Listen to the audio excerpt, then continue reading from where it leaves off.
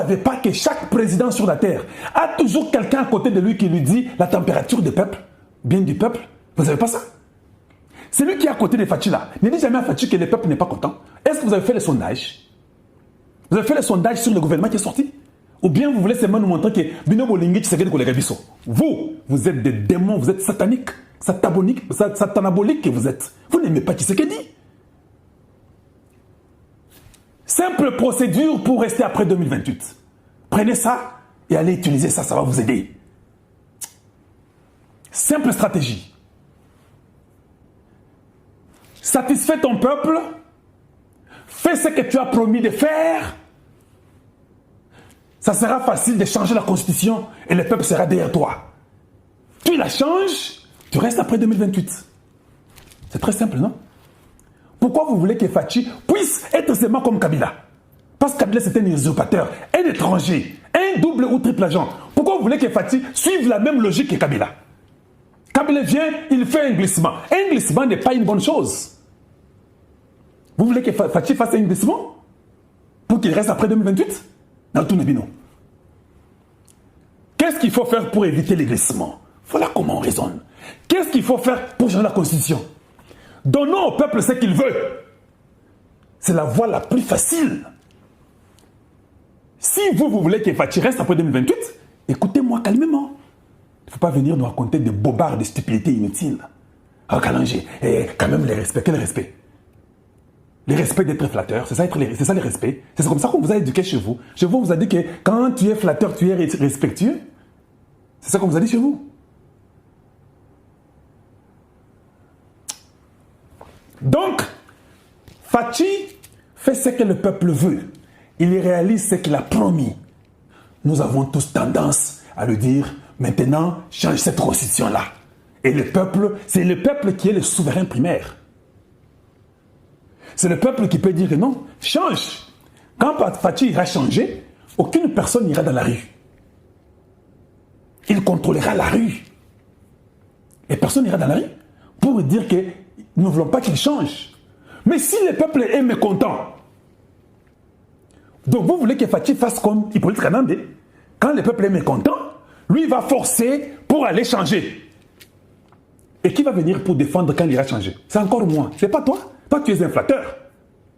C'est moi qui viendrai encore avec des analyses pour vous dire pourquoi il devrait changer et vous devez le comprendre. Moi qui vous insultez. God damn. God damn you. Vous êtes inutile sur la terre.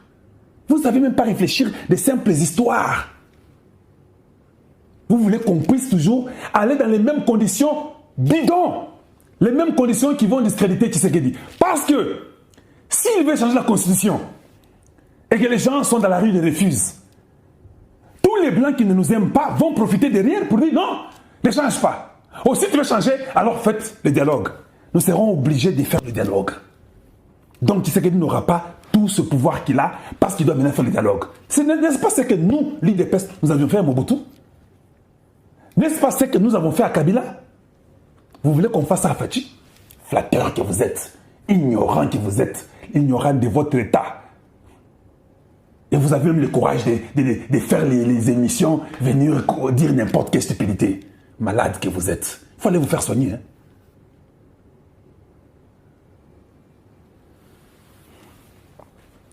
Nous voulons que quand Fachi va amener le projet de changement de la Constitution, que le peuple dise oui. Cet homme nous a donné ce qu'on lui a demandé. Qu'il change. De toute façon, ce n'est pas une bonne Constitution. Il ne faut pas chercher les prétextes. Que quand on voudra changer, les gens disent que non, toi tu nous as fait un gouvernement très pléthorique, éléphantesque. Un gouvernement de 53 personnes. On n'avait pas voulu ça. Voilà pourquoi Kalonji vient. Il n'est pas d'accord avec ça. Voilà pourquoi je dis, Fachi se ferme la porte de 2028. Parce que je me suis dit, cette porte-là, elle est ouverte par le peuple. Vous satisfaisez le besoin du peuple contre un groupe d'individus que tout le monde sait qu'ils sont médiocres. Toi, tu me dis, tu sais que les jours là, géopolitique, je vais entrer dans la géopolitique après. Parce que tu ne connais même pas ce que c'est la géopolitique. Tu ne sais pas que la géopolitique a tué le Congo. Et il faut être bourrique pour reprendre les mêmes choses qui ont tué votre nation. Qu'est-ce qui a tué le Congo? Je vous pose tous la question.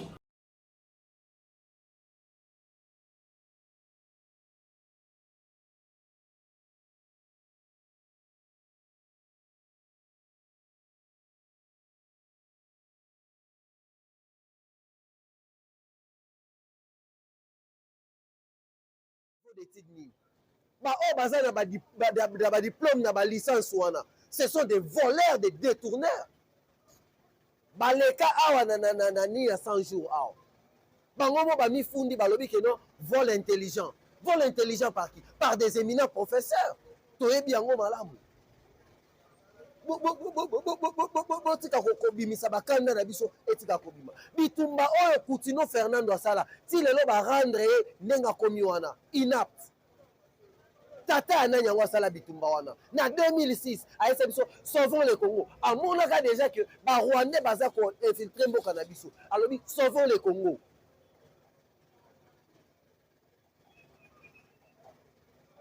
Vous pensez que pour nous gérer mboka oh il faut zakaka diplômé na université songolo pakala.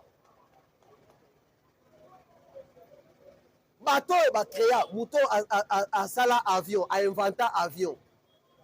Mouton a inventé un avion. Attends na université ni. Mouton a inventé un avion. Bolandet. Attends na université ni. Mouton a inventé chaussure oyo lataka. Attends na université ni. Mouton a inventé maçonnerie.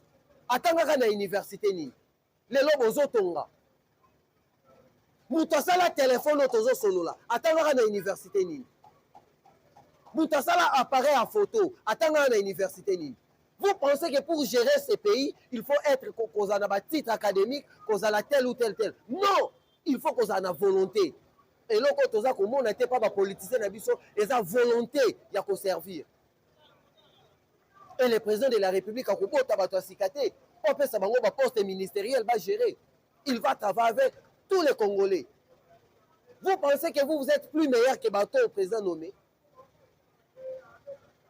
Ou mouton yozo proposé wana aza na place wana ya ministère ya jeunesse aza yende aza compétent koleka au président tie tala botika biso na ba distraction na bino wana on doit parler les pays botika biso na ba distraction on n'a plus ce temps là ya kokende na ba distraction monguna na biso azo travailler Kabila zalaki na Brazzaville. Parce que la politique, il y a encerclement. Pas encercler Congo. Tous les 9 voisins. Tanzanie, tous autres travaillent dans les malades. Na Burundi. On y a batikali tous na confiance na Bangote. Demain après demain, beaucoup en Angola et pété ba côté li na Angola. Na Sud Soudan, bango na bazokota. Na Centrafrique, bango na bazokota. Na Rwanda, n'en parlons pas. Uganda, bango mpa fongola rapport bunaga nekoya. Biso nakati distraction. Oh ba nommer tel. Oh ba nommer il fallait ba nommer tel. Oh président zoko kamaramte, azo samaramte. Te yondo zoko kamaramte, tata nonda zoko kamaram.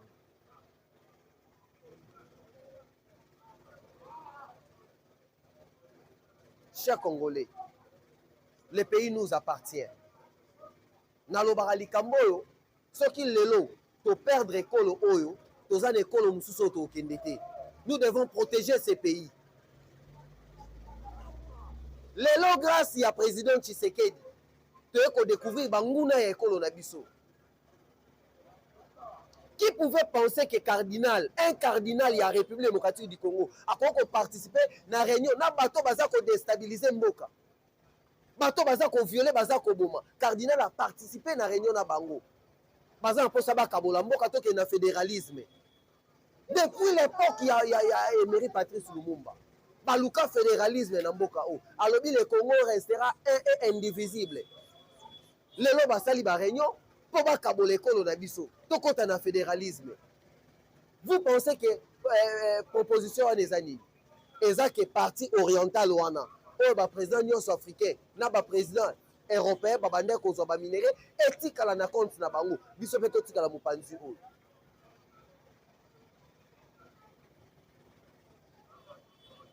Alors il faut tofongola misu. Bande kona ngai ba congolais tofongola misu. Tofongola misu. Lelo toye ko comprendre. Banani oyo bazaki à la tête du pays. Cours militaire baye ko démontrer biso qui était à la tête de ces pays au nom de Joseph Kabila. Babimisi ba pièce. Hippolyte Kanambe, kuna na cours militaire.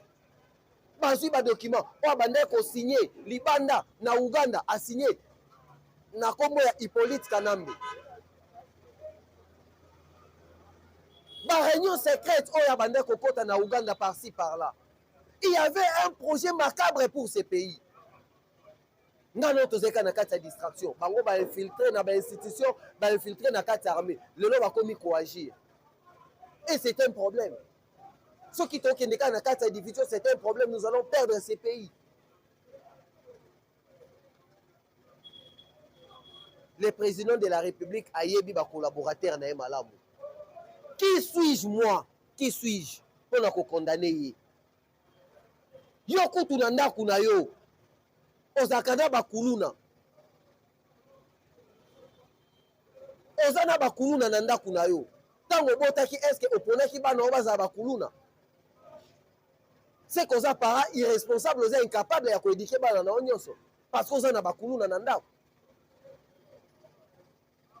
Président de la République Azan Zambete pour ebakeno, muto aza patriote, muto nda ko servir mboka. Le président a choisi ça.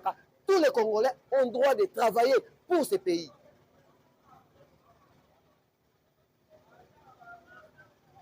Mais ceux qui muta a démérité à travailler malamuté, président Kolongola tse mupanzi.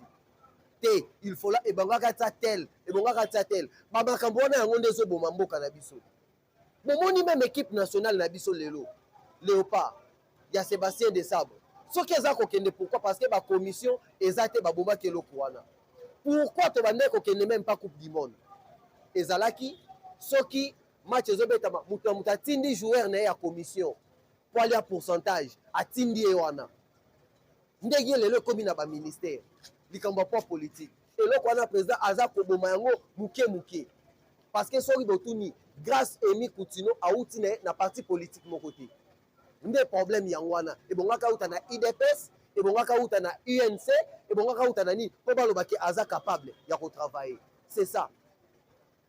Thérèse Kayikwamba abima ndeke aucun parti politique bozo mona ba prouesse na ye na ministère ya affaires étrangères. Il faut un système oyo. Moi je l'ai dit. Système oyo pour mutu azala ministre Fabi Melana parti politique. Eza mabe ba parti politique ezoboma mboka. Ba kotinda un incompétent a ko travailler. Qui sera redevable na président ya parti politique o atinde place wana. Ba tu baza kotanga na ba université awa. Baza kosilisa. Pour avoir poste, il faut que de kokota na parti politique. Est-ce que ça bongo? Système Yamabé. Et puis tant le président de la République a que tu déboulonner le système. Batu babande ko ebate lelo baza ko se camper dans un mauvais système na bango o bazaki nango bandaka. Ça fait très mal. Ça fait très mal bande ko na ngai.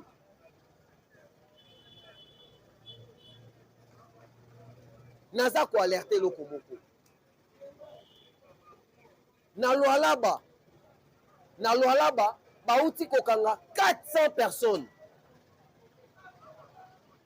na commune Manika na sima ya aéroport international et ces gens-là babande ko se préparer pour na coup ngana yo na kati ya distraction yango tolobaka zibula meso tofongola misu. Nous n'avons qu'un seul pays. Bandeko. Ces 400 personnes basent une formation militaire. bauti na différentes provinces, bauti ba Ituri, bauti ba ni, baye bango nyonso na Katanga. Je vous avais dit, il y a 3 provinces. Tant wana na bande kolobela Nord Kivu ko yena nte. Ba bande ko ciblé Nord Kivu. Bazo ciblé Katanga, bazo ciblé na Kinshasa. Etikali 2 provinces, etikali Kinshasa. Oyo Brazzaville na Angola, bazo ciblé ndeni bako attaquer Kinshasa. Na Katanga. Objectif na bango yango wana. Na Kisangani. Déjà bomonaki na Sud Soudan. Bakomi kokota déjà na Kisangani. Nous alertons les services. Nous alertons les services. Bande konanga bitumba na biso ekomi kokoma na suka.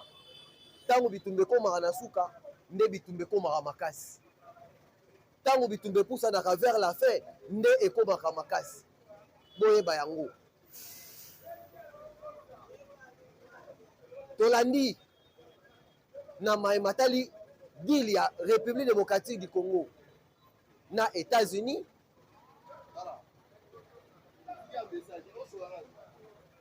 Makambo etali biso République démocratique du Congo na États-Unis. Ezalaki na août awa nde bongaki to signé. Mais jusque là nanu to signé te. Bandeko, on ne doit pas avoir confiance en qui que ce soit. Il faut qu'on ait confiance na biso moko. Bandeko, il faut qu'on ait confiance na biso moko. Ceux qui ba américain bakoya, c'est pourquoi naza ko interpeller Eliezer Ntambwe. O ba nommé na côté à défense. Ba travailler na Gimwa de Anvita pour na ba ancien combattant.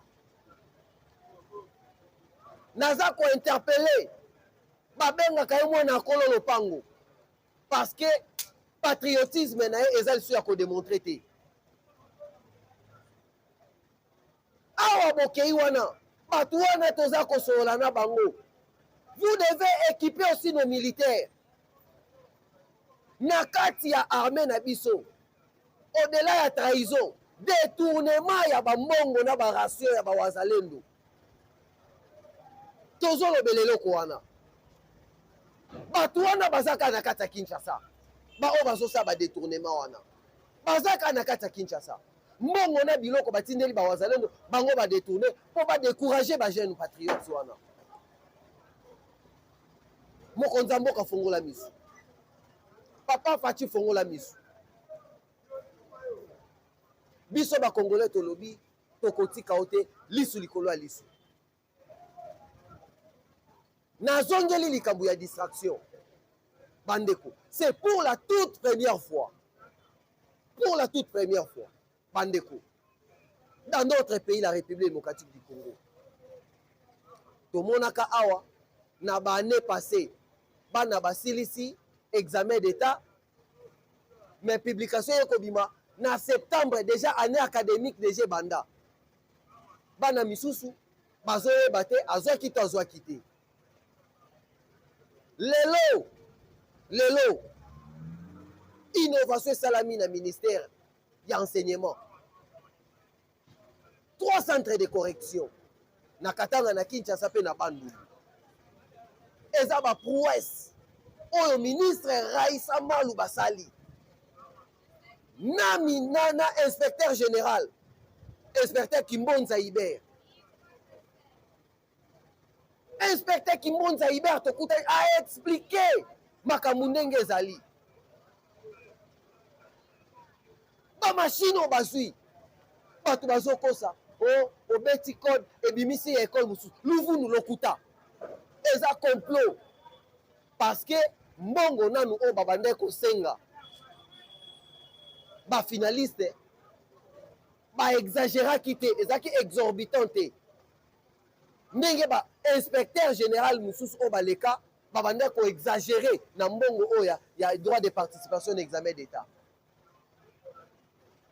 Tellement ya sengi na se il faut ba kota complot faut ba longola na poste wana ya IG ya inspection générale. C'est pourquoi tu as commettre en garde bato nyonso bazo telemela pona ko critiquer action oyo inspecteur Iber na ministre Raissa Malou basali ezelo kwa sika bandeko nanga lobi tokozongo tokotango na seni mbala moko toza ko voter tozomona publication mbala moko eza babiloko ya sika tozoluka to innover tokende liboso ba système archaïque ya kala wana oyo ezalaki bosali examen d'état il faut bozela 1 mois po ba résultat bandobima to boyi système wana yango tozosenga na mokonza mboka ba garder bato wana président de la république tango a maintenir ministre Raissa Malou ayebi eloko nini oye apporter ya sika na kati ya ministère wana et puis inspecteur Iber avanda kaka wana parce que papa wana apesi ba parents ata pasi soko mokete na makambo esali etali droit de participation bana nyonso tina ba zone contrôlée par ba M23 na ba o bazana ba centre ba réfugiés ba participer na examen d'état et puis bazui ba point na bango soki ozui te école na yo ekatani ote inspecteur wana za mabe il faut longwa yondo kolongwa ya rotikala alors bandeko nanga tokota na distraction te le pays nous appartient na côté ya ka eloko moko restons unis bitumbe komi na suka soki tokaboni nde mongu nazwi espace pona kosala buzoba na ye alors si nous restons unis tokolonga bitumba o nde tokomi na suka Mukongo, Mungala, Muluba, Muswahili, toza bana ekolo moko makambo ya kokabwana eza te ba politiciens bakabola biso te ce sont des voleurs ba politiciens baza miyibi baza ko profiter na ignorance na biso po bango batonga ba immeuble bakende liboso non tolobaki plus jamais ba erreur du passé ekozonga lisusu te restons unis derrière le chef de l'État derrière l'armée et nous vaincrons la patrie ou la mort, nous restons unis.